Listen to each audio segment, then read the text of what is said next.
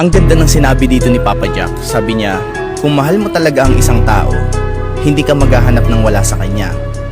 Makukontento ka kung anong meron siya. Tatanggapin mo kung anong maibibigay niya.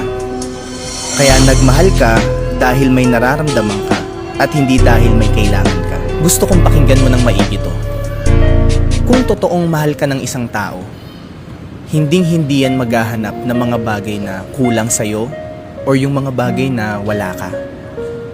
Kasi ang totoong pagmamahal, marunong makontento at tatanggapin ka ng buong buo. Pero ito yung masakit na katotohanan. Maraming tao hindi naman talaga nagmamahal. Nangangailangan lang. Kaya galit ka. Madalas nadidisappoint ka. Kasi hindi niya napupunan yung mga kulang sa loob ng puso mo na hindi naman dapat niya responsibilidad. Hindi ka nagmahal dahil mahal mo siya. Minahal mo siya dahil may gusto kang makuha. Tapos nung hindi niya nabigay, inisip mo na agad na hindi siya yung tamang tao para sa'yo. Real talk, hindi trabaho ng ibang tao na buuin ka.